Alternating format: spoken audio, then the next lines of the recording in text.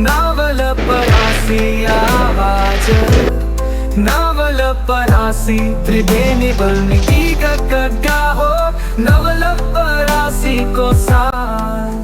सृष्टि सामुदायिक वन उपभोक्ता समूह सरावल 1 भगडा पश्चिम नवलपरासीको 9औं वार्षिक साधारण सभा समूहको कार्यालय प्राङ्गणमा सम्पन्न भएको छ। समूहका अध्यक्ष श्री बहादुर शाहीको अध्यक्षता तथा डिभिजन वन कार्यालयका प्रमुख वरिष्ठ वन अधिकृत राजु छेत्रीको प्रमुख आतिथ्यतामा कार्यक्रम सम्पन्न भएको हो। प्रमुख अतिथि छेत्रीले सामुदायिक वनको संरक्षण र व्यवस्थापनमा यहाँका आमा दिदी बहिनी तथा उपभोक्ताहरूको सक्रिय भूमिकाका कारण उल्लेखनीय सफलता प्राप्त भएको बताउनुभयो। आधुनिक प्रविधिको प्रयोगले वन व्यवस्थापनको कार्य अझ सहज र प्रभावकारी बनेको उहाँको भनाइ थियो। भोक लागेर पनि नगइदिनु होला किनभने तपाईहरुको सल्लाह नै यो वनको।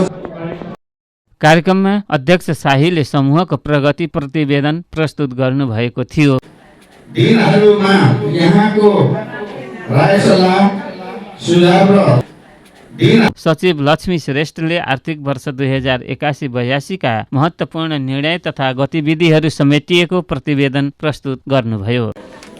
काठ दाउरा कटान उपसमिति गठन गर्ने सम्बन्धमा कोषाध्यक्ष लीलानाथ चौधरीले 66,65,040 रुपैयाँ बराबरको अनुमानित आय व्यय विवरण प्रस्तुत गर्दै समूहको आर्थिक स्थिति सन्तोषजनक रहेको जानकारी दिनुभयो। सोही सभामा लेखा समितिका संयोजक शान्ति केसीले प्रस्तुत लेखा प्रतिवेदनमा आम्दानी खर्च विवरणमा कुनै कमजोरी नदेखिएको र समूह बेरोजी मुक्त रहेको जानकारी दिनुभयो।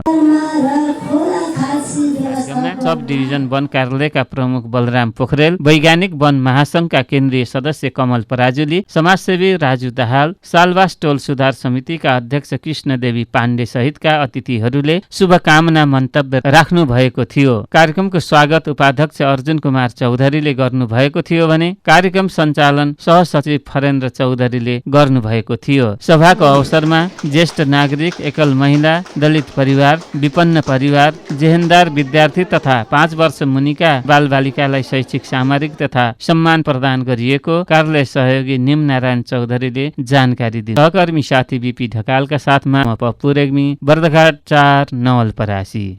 केही बन्ने सपना मेरो सपना